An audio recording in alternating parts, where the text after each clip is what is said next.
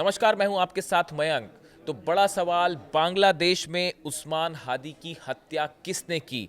इसको लेकर अब उस्मान हादी के भाई शरीफ उमर हादी ने ढाका में बड़ा सनसनीखेज खुलासा किया है। उन्होंने कई ऐसी बातें की हैं जो इस ओर इशारा कर रही हैं कि उस्मान हादी की हत्या के पीछे किसका हाथ हो सकता है। देखिए, उनके जो भाई हैं, उस्मान हादी के भाई शरीफ उमर हादी, ये ढाका के शहबाग में प्रदर्शनकारियों के बीच पहुंचे थे और वो वहां पे एक भाषण दे रहे थे, स्पीच दे रहे थे।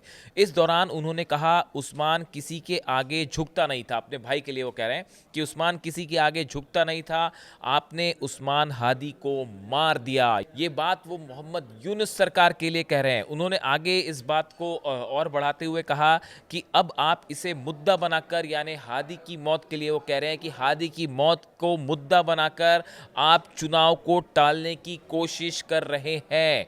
ये बहुत बड़े एलिगेशन है उन्होंने लगाया है। उन्होंने ये कहा, पहली बात तो उन्होंने इन शब्दों का प्रयोग किया कि आपने उस्मान हादी की हत्या कर दी।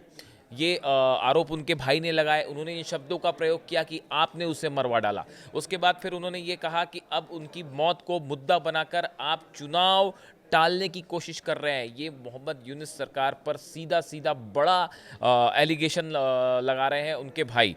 उन्होंने ये भी कहा, आगे बात बढ़ाई, उस्मान चाहता था कि फरवरी में चुनाव हो, प्रशासन को तुरंत इस संदर्भ में कदम उठाकर चुनावी प्रक्रिया में होने वाली बाधाओं को दूर करना चाहिए। उन्होंने यूनुस सरकार से अपील की है कि जो उस्मान हादी था वो ये चाह रहा था कि इलेक्शन जो है सही समय पे हो, फरवरी में ही इलेक्शन होना चाहिए, किसी सूरत में उसे टाला ना जाए। और अब चूंकि उसकी हत्या हुई है, उसके बाद इस मुद्दे को, इस पूरे मामले को मुद्दा बनाते हुए इलेक्शंस टालने की कोशिश हो रही है। ये एक बड़ा एलिगेशन उनके भाई की तरफ से लगाया गया।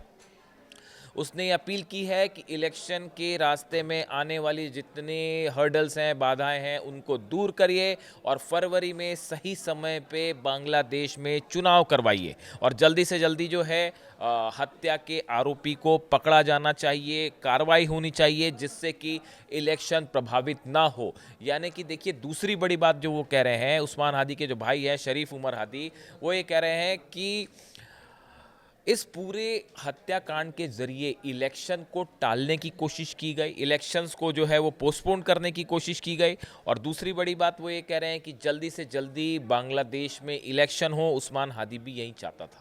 यानी ये क्या वो इस ओर इशारा कर रहे हैं कि उस्मान हादी की हत्या जो है वो इलेक्शंस को टालने के लिए की गई। अब इलेक्शन कौन टालना चाहेगा? जो सत्ता में बना रहना चाहता है, क्या वो ये इशारा कर रहे हैं? क्या वो यूनुस सरकार पर सीधा सीधा आरोप लगा रहे हैं कि आपके इशारे पर ये हत्या हुई या आप इस हत्याकांड में कहीं ना कहीं शामिल है? इस तरह की बात उन्होंने कही। उन्होंने ये भी कहा कि अगर उस्मान हादी को न्याय नहीं मिला तो आपको भी एक दिन बांग्लादेश छोड़कर भागने के लिए मजबूर होना पड़ेगा। उन्होंने सीधी सीधी चेतावनी दी यूनुस सरकार को कि अगर आप उस्मान हादी के हत्यारों को नहीं पकड़ते हैं तो आपको भी बांग्लादेश छोड़ के जाना पड़ेगा, जैसे कि शेख हसीना गई। इस तरह का उन्होंने एलिगेशन लगाया। देखिए, जो शरीफ उस्मान हादी इनकलाब मंचों के प्रवक्ता थे ये, और शेख हसीना का जो तख्ता पलट हुआ था उसमें इनकी जो ये मंच है इसकी अहम भूमिका रही और उसमें जो है हादी की खुद की अहम भूमिका थी। और 12 दिसंबर को ढाका में कुछ लोगों ने उन्हें बड़ी करीब से जो है गोली मारी सिर पर। उसके बाद उन्हें सिंगापुर में एडमिट कराया गया एयरलिफ्ट करके और 18 दिसंबर को उनकी मौत हो जाती है। जिसके बाद बांग्लादेश में जो है वो हिंसा का दौर शुरू होता है। ज़बरदस्त उथल पुथल दिखाई देती है जो अब भी थमने का नाम नहीं ले रही है। लगातार वहाँ पे हिंसाएं हो रही है।